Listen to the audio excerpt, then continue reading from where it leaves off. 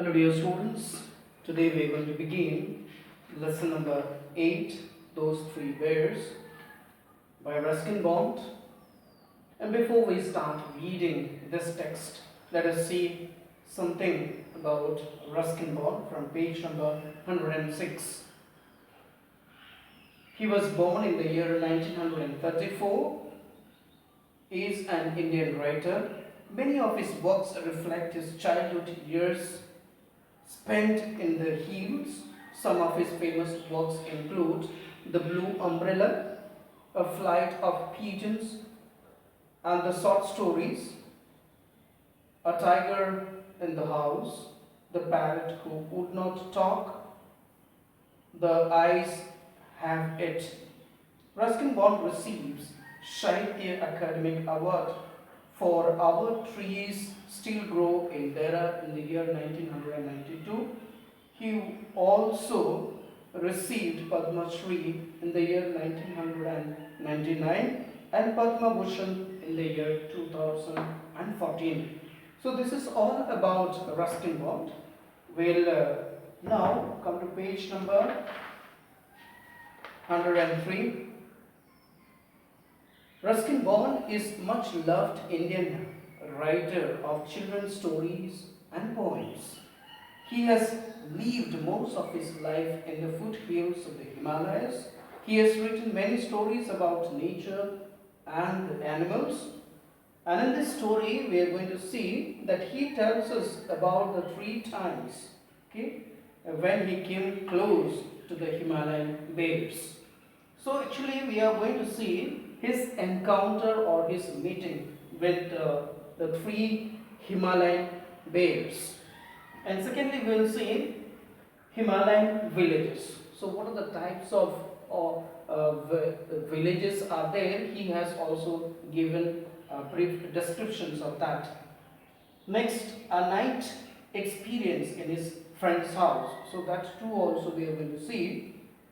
Here it says in the month of October, when he was sleeping in his friend's house, he had the first experience of the bear. Next one, he gathers information about the bears from the villages. So he also came to know so many things about the bears from the villages. So let us start reading this text and know what it is. Most Himalayan villages lie in the valleys, where there are small streams, some farmland, and protection from the biting winds that come through the mountain passes in winter. The houses are usually made of large stones and have sloping roofs, so the heavy monsoon rain can run off easily. During the sunny autumn months, the roofs are often covered with pumpkins left there to ripen in the sun. So here we see in the first paragraph it says, most of the Himalayan villages lie in the valleys, and where there are small streams, some farmland, and protection from the biting winds that come through the mountain passes in winter. So we see in the first 3 lines the locations of the Himalayan villages. So where are these villages are being set up? So just remember from the first 3 lines.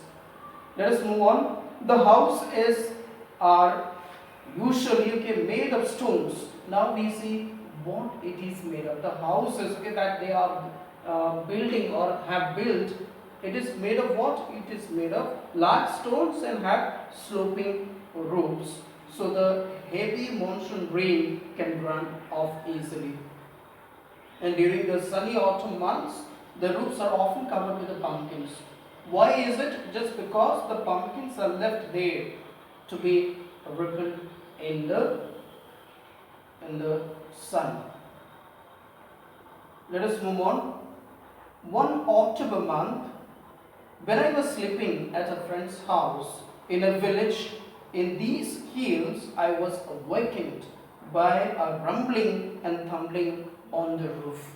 I woke up my friend and asked him what was happening. So, what did he do it? Let's say, while sleeping, he heard or he was awakened by what? A rumbling and tumbling. Here it means, okay, rumbling means a continuous deep or resonant sound. So there was some noise heard on the, what to say, on the roof, and just because he had to get up.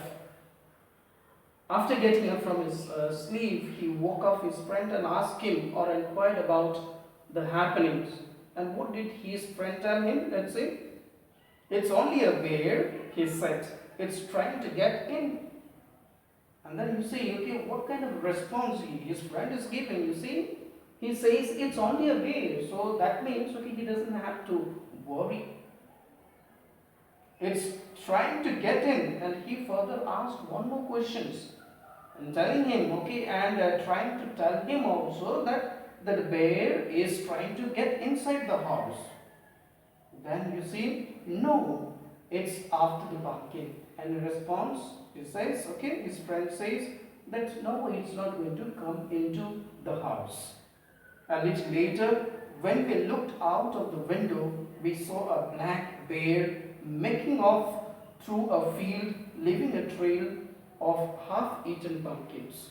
So what happened little later, that means after some time, when we looked out of a window, that means, okay, both of them looked out of the window and saw what? A black bear making off means here it says, okay, running away through a field, leaving a trail means here a path, okay, scattered with the eaten pumpkins.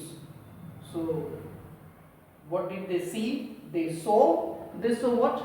The trails of half-eaten pumpkins. In winter, when snow covers the higher ranges, the Himalayan bears come down to the lower areas in search of food. So during the winter, what happened? The higher ranges are covered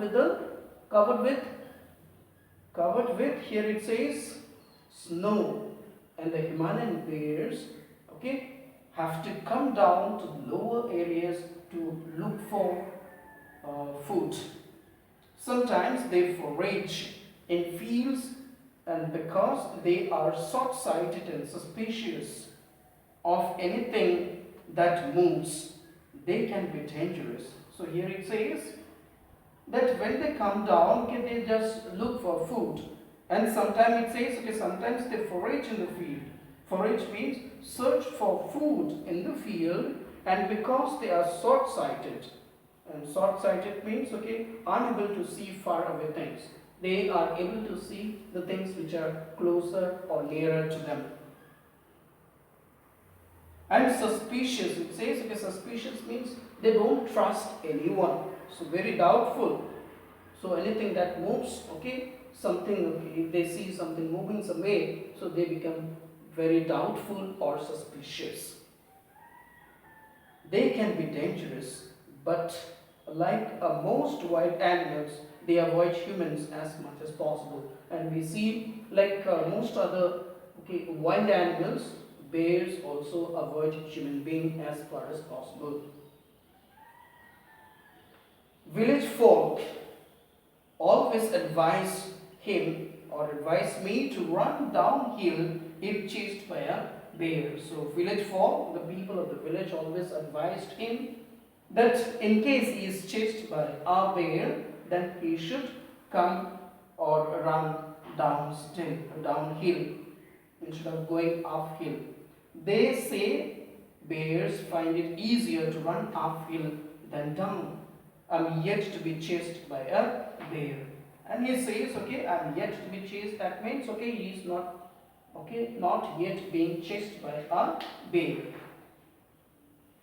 And will happily skip the experience. But I have seen few of these mountain bears in India, and they are always fascinating to watch. Himalayan bears enjoy pumpkins. So what do they enjoy eating? You see, they enjoy pumpkins, corn, then plums and apricots. So this is they like to eat. Once while I was sitting in an oak tree hoping to see a pair of pine martens that lived nearby. Pine marten means small fury animals. Fury means very angry, angry animals lived nearby. I heard a whining grumble of a bear. So he heard a whining grumble. Here you can see whining means the sound made by the bear.